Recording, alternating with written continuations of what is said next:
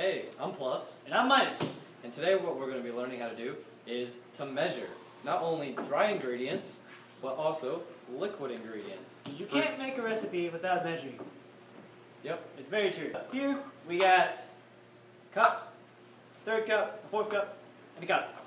And these are used for dry ingredients, as in brown sugar, salt, and bread flour. So the difference between a couple of these is that we've got flour that's kind of nice and fluffy, and we've got brown sugar, which is nice and clumped together and doesn't really like to come apart. And then salt that's just... Salt is just salt. Yeah, it doesn't really stick together and it doesn't really clump either. So if you're measuring something, well, we'll put this to the side, but say you're baking, maybe you want to make something, and you need to measure in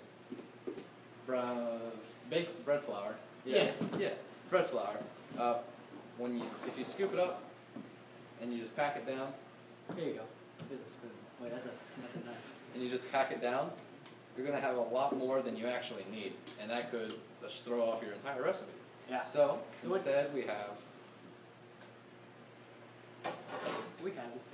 this pan so we can demonstrate. So one way that people don't do it right is that they just scoop it and put as much flour as they can in there. Put as much as you can, and you end up with just way too much. And that, like I said, it's go not off your recipe. So we'll just plop that there, and it's just... And you probably can't see right now, but it's just a giant It's clump. just a big old clump, and that's just not what we want. We want it to be nice and fluffy. So what we're going to do is we're going to mix. You want to just mix it up good, get it all nice and fluffy, like a baby powder. And then we're going to spoon, and just put it right up in there. Maybe fill it up a little bit more, and that way you can get something with a straight edge. Just scrape it off. And that way you have level, and when you put it out, it doesn't give you more than you need. And it's not all clumpy, it's nice and fluffy. Ooh, that's really soft. So it's really fluffy, and you don't get too much, but you have just the right amount that it calls for, like a fourth of a cup. Alright, so that's bread flour. On to the next. On to the next. Right, we're back. And we got brown sugar. Brown sugar, it's not sugar, it's brown. Don't take it racist either. And remember what we said before, it's not really fluffy like the bread flour, but it's more clumpy together, and you can see, maybe, it doesn't really want to move form that it's already in here. So, mine. So, you get a cup. Okay, here's a cup. Oh, that's a cup. Here's a half a cup. So, there's no point, like, in bread flour, how you just stir it around, because there's no point. So you just get a big old spoon, plop it in there, and you just pack it down. Pack it down. You just get as much in there as you can. Very, very opposite, polar opposite from your bread flour. You're going to just get as much as you can in there, and when you plop it down onto if you plop it down onto your tray or whatever you're putting it into. Notice my technique. It's not professional. You don't want to do this. You're going to look bad if you do this in public, especially if you're at a friend's house. So you pack it down, you plop it, and it comes out to be a little... It's a sandcastle. Little sandcastle of brown sugar. Brown sugar castle. This is the only sand you can eat. I would recommend. And that is brown sugar. On to the next. Last, definitely not least, is salt. You know how people make those references nowadays, how people are salty? This is what they're referring to. And you know what? You don't want to overuse this thing. This thing is used to enhance food.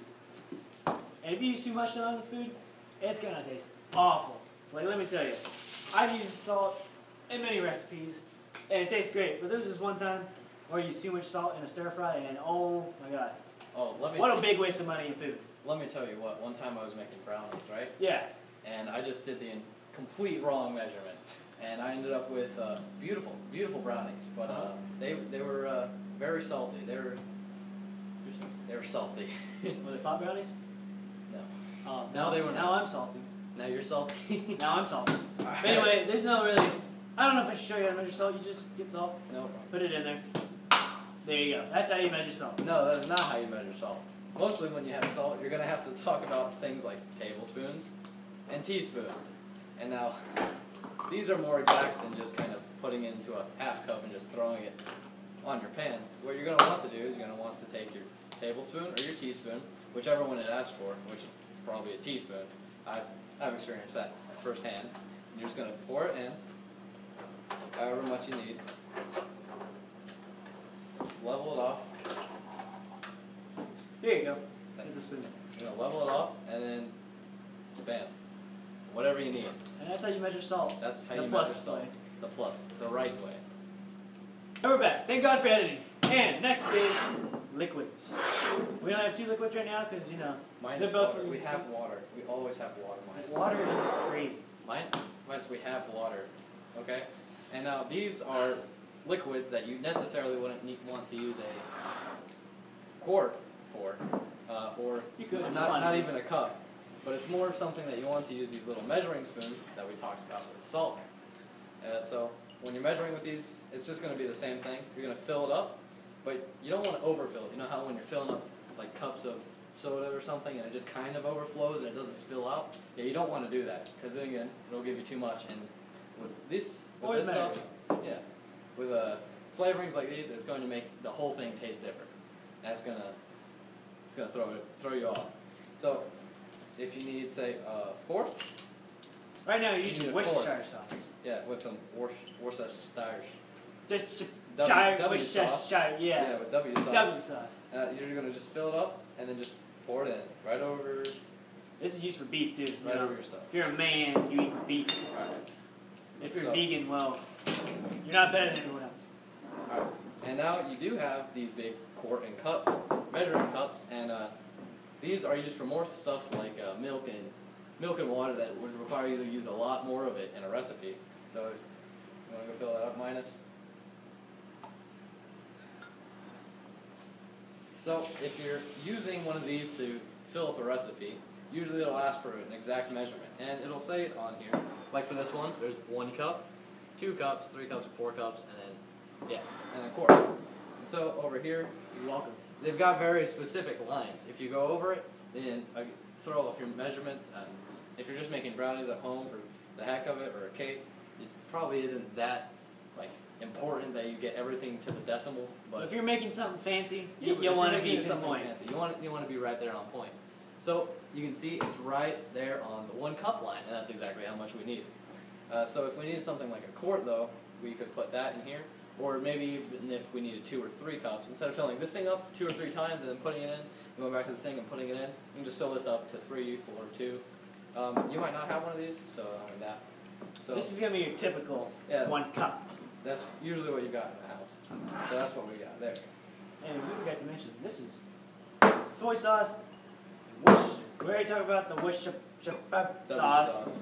It's good for meats. And this soy sauce, this is used for Asian food, you know. Typically when you use soy sauce, you don't have to add salt because it's already salty enough. But we'll get into this later when we're good or decent. Or, okay. Something else that you can measure some things with, like this is Vegetable shortage. Vegetable shortage. Something that you could use for that is you could fill one of these up, or if you've got anything bigger than one of these bad boys, don't cut it. No, Okay. you gotta cut it. This is what happens. This is how you measure it. You get, this is like butter. You get this, or you put in butter, and then you put it in, and you see how much the water rises. If the water rises, let's say, a half cup, and that's how much the butter is. And that's your measurement. And that's exactly how you chop it. Sure.